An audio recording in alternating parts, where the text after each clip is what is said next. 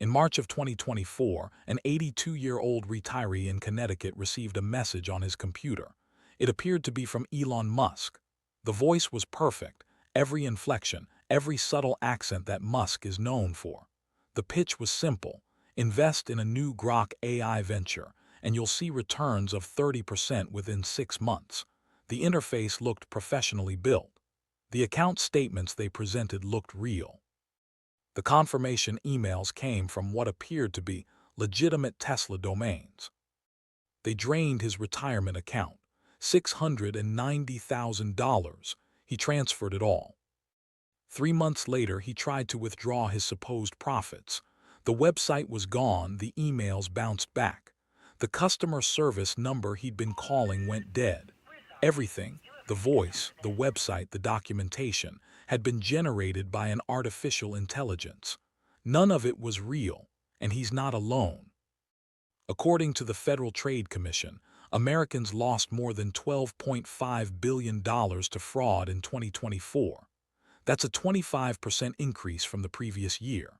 The common thread: nearly all of these scams now use some form of AI to appear more convincing, more legitimate, and harder to detect. Suggesting it came out of nowhere. What we subsequently learned is it may have come from the former president. This is a deepfake example of what is possible with powerful computer and editing. But the scams targeting individuals are just the surface. Beneath them sits something far larger and far more precarious: a financial bubble built on promises that artificial intelligence cannot yet keep. Well, I think it represents the most important infrastructure of the 21st century. This is a part of Microsoft's Columbia data center campuses.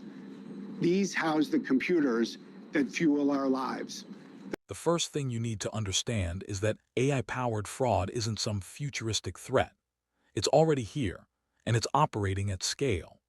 The FBI issued a public warning in December of 2024, specifically calling out the rise of deepfake technology in financial crimes. To deceive their victims, fraudsters are using technology, things like the internet and AI, to make their ploys more convincing. What used to require a team of skilled forgers and weeks of preparation can now be done by a single person with a laptop in an afternoon. Take the case of Arup, a British engineering firm. In February of 2024, their finance team received a video call request from what appeared to be their chief financial officer. The CFO asked them to authorize a transfer of $25 million for a supposed acquisition. Multiple people were on the call. They authorized the payment. It was a deepfake. The real CFO had no idea the call had even happened. By the time the company realized what had occurred, the money had been moved through several international accounts and was effectively untraceable. Arup disclosed the loss in their annual report, and the story made headlines for a week before fading from public consciousness. But the technology that enabled got cheaper, faster, and more accessible. Voice cloning is now a particularly effective tool as well. You've probably seen the warnings about posting videos of yourself speaking online, but the truth is, it doesn't take much. A few seconds of audio is enough for modern AI tools to generate a convincing replica of your voice.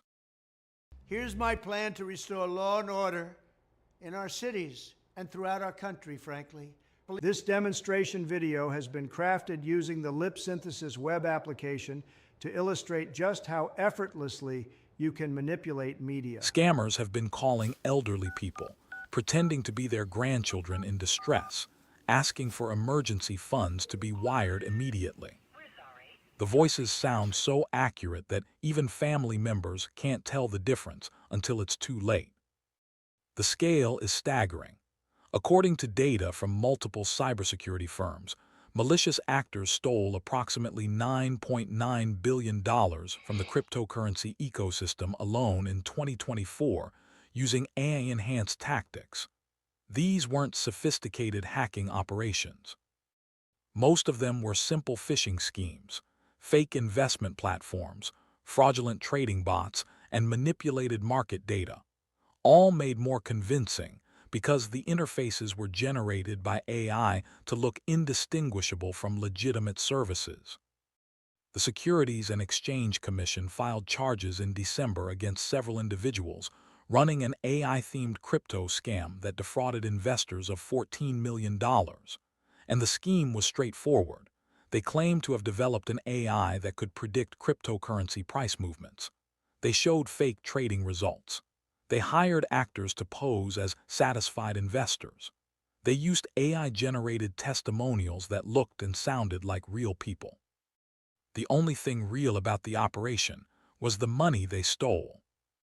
And this is where the story gets even more complicated, because the line between outright fraud and legitimate business starts to blur when you look at how AI companies themselves are being valued and funded. In October of 2024, OpenAI, the company behind ChatGPT, was valued at $157 billion. By January of 2025, that valuation had risen to $500 billion. That's an increase of $343 billion in the span of 3 months. To put that in perspective, that's more than the entire GDP of countries like Finland or New Zealand. In 3 months, for a company that has never turned a profit. So what changed exactly? Did they solve artificial general intelligence? Did they demonstrate a clear path to profitability? No, they raised money. Specifically, they raised money from Microsoft, which already owned 49% of the company. Microsoft invested billions into OpenAI, and OpenAI immediately used that money to purchase cloud computing services from Microsoft Azure. Microsoft then reported record revenue growth in their cloud division, which Wall Street interpreted as evidence of surging demand for AI infrastructure. Stock prices went up. Investors cheered. The cycle continued. This is what's known as circular financing. It creates the appearance of economic activity without generating real value. The money moves in a loop. Investment becomes revenue, becomes valuation, becomes more investment. As long as confidence remains high, the system works. But the moment someone questions whether the underlying business is sustainable, the whole structure becomes a house of cards, fragile. And there are reasons to question it. A study conducted by researchers at MIT found that 95% of AI pilot projects implemented by companies showed no measurable return on investment. These weren't failed experiments by small startups. These were projects launched by Fortune 500 companies with significant resources and expertise. They spent money developing AI tools, integrating them into their workflows, training employees to use them, and then quietly shelving them when the results didn't materialize. Gartner, one of the most respected research firms in the technology industry, reported that 40% of agentic AI projects, systems designed to operate autonomously, are canceled before they even launch. Not because of technical failures, but because companies realize during development that the promised benefits won't justify the costs. McKinsey published similar findings. According to their research, only 10% of companies have successfully implemented generative AI at scale for any use case. That means 90% either failed or are still in the experimental phase, burning money without clear results. Despite this, global investment in AI infrastructure is projected to reach $1.4 trillion by 2027. Data centers are being built, chips are being manufactured, energy grids are being expanded. All of this is happening based on the assumption that AI will eventually deliver the productivity gains and cost savings that justify the expense. But the data suggests otherwise. A study from Stanford University found that software engineers using AI coding assistants were 19% slower than those working without them. The AI-generated code required more debugging, introduced more errors, and often misunderstood the requirements of the task. Instead of accelerating development, it created additional work. This pattern repeats across industries. Companies are investing heavily in AI because they fear being left behind, not because the technology has proven itself. It's a preemptive arms race driven by anxiety rather than evidence. And the warnings are coming from inside the house. David Solomon, the CEO of Goldman Sachs, told investors in late 2024 that he expects a lot of capital that was deployed in AI to not deliver returns. Jeff Bezos, founder of Amazon, described the current environment as kind of an industrial bubble. Even Sam Altman, the CEO of OpenAI, the company most responsible for the current AI investment frenzy, warned that people will overinvest and lose money. These aren't supposedly critics, but the people actively running the companies that are driving the boom. And they're publicly stating that much of the money being poured into AI is going to disappear. So where is the money going? Let's look at some specific cases. Forward Health was a healthcare startup founded by Adrian Aon, a former Google executive with a background in AI. The company raised over $650 million to build what they called care pods. It all starts with the care pod, an entirely new approach to healthcare with prevention at its core. With health apps, your care team has the latest technology to treat the issues of today and prevent the issues of tomorrow. Automated health clinics where patients could walk in, get scanned by AI-powered diagnostic tools, have their blood drawn by robotic systems, and receive a diagnosis without ever interacting with a human doctor.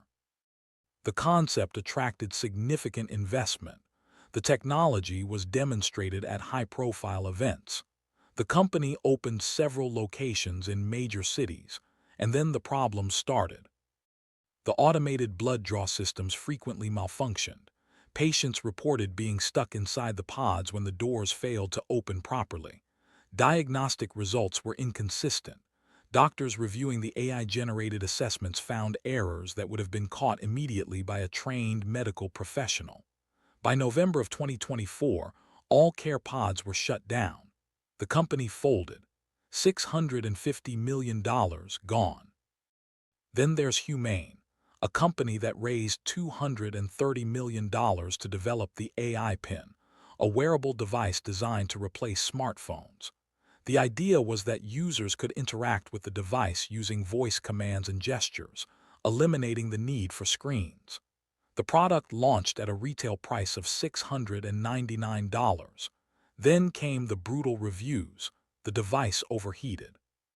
Battery life was measured in hours. Voice recognition worked inconsistently, and critically, more units were returned than sold. By February of 2025, the AI Pin was discontinued. TuSimple, a self-driving truck company, went public with a valuation of $8.5 billion. The company promised that autonomous freight hauling would revolutionize logistics. Instead, they were delisted from NASDAQ after the SEC opened an investigation into whether they had misled investors about the capabilities of their technology. Internal documents revealed that their self-driving systems required constant human intervention and were nowhere near ready for commercial deployment. These are colossal failures. They are companies that raised hundreds of millions, sometimes billions, of dollars based on the promise of AI, and then collapsed when the technology couldn't deliver. And in many cases, the founders and early investors walked away largely unscathed. They sold shares before the collapse, they cashed out during secondary offerings, and the losses were absorbed by later investors, employees, and customers. This is where the human cost starts to become visible.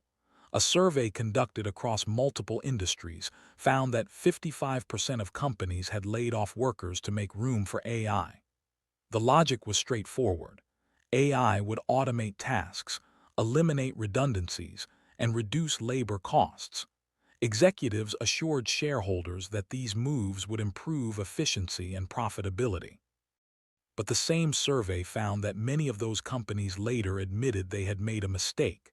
The AI systems didn't perform as expected.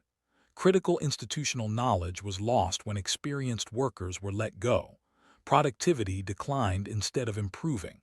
Some companies quietly rehired people, often at lower salaries or as contractors. Others simply accepted the loss. The workers who were displaced aren't getting their jobs back, and for many of them, the broader job market offers little reassurance. If their entire industry is moving toward automation, where do they go? Meanwhile, the retiree in Connecticut who lost his life savings to a deepfake scam isn't getting his money back either. The perpetrators operated through servers in Eastern Europe, accepted payment in cryptocurrency, and left no traceable financial trail. Law enforcement agencies can investigate, but recovery is unlikely.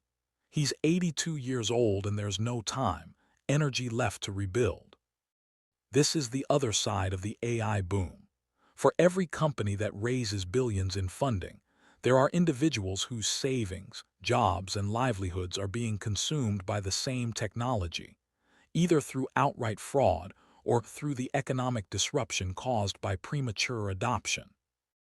In 2024, a financial research firm called the MacroStrategy Partnership published an analysis comparing the current AI investment boom to previous financial bubbles.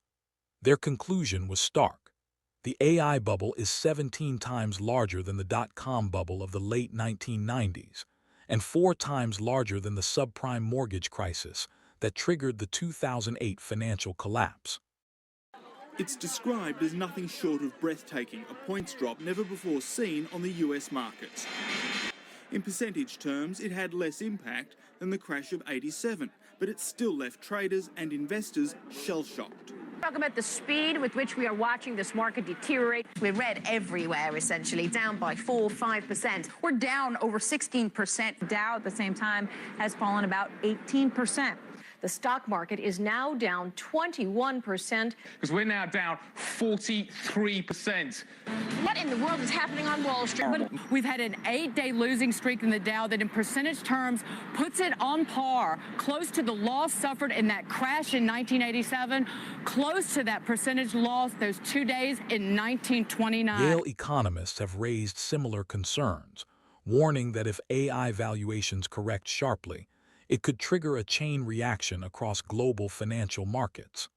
Pension funds, mutual funds, and institutional investors are all heavily exposed to AI-related stocks. If those stocks lose value rapidly, the losses won't be contained to Silicon Valley. The S&P 500's price-to-earnings ratio currently sits around 40, the highest it's been since the peak of the dot-com bubble. Historically, ratios above 30 have preceded major market corrections. Investors are paying a significant premium for future growth that may not materialize. NVIDIA, the company that manufactures the graphics processing units used in most AI systems, reported $57 billion in revenue in 2024. Their CEO has repeatedly stated that there is no bubble, that demand for AI infrastructure is real and sustainable. And to be fair, NVIDIA is profiting regardless of whether AI delivers on its promises. They're selling the tools. Whether those tools generate value for the buyers is someone else's problem entirely. But the Bank of England issued a warning in late 2024 about growing risks of a global market correction driven by overvaluation in technology sectors. Central banks are starting to pay attention because the sums involved are large enough to affect entire economies. So here's the question that remains unanswered. If 95% of AI projects fail, if the technology consistently underperforms expectations, if the CEOs running these companies are publicly warning about losses, why is the money still flowing? Part of it is momentum. When billions are being invested, there's pressure to follow. No one wants to be the company that missed the next technological revolution. Part of it is fear of obsolescence, fear of irrelevance, fear of being left behind while competitors move forward. But part of it might be something simpler and more unsettling. It's possible that no one knows how to stop. The money is already committed. The infrastructure is being built. Thousands of jobs depend on the continuation of these projects. Admitting failure means writing off billions in losses, and no executive wants to be responsible for that. So the cycle continues. More investment, more promises, more valuations that defy traditional financial logic, and somewhere in the background the data keeps showing the same result. Most of it isn't working. The technology is real. The applications are genuine, but the scale of investment has far outpaced the actual utility. And when that gap closes, whether gradually or suddenly, someone is going to lose a phenomenal amount of money. The question is whether it will be contained or whether it will spread. Subscribe for more relatable content.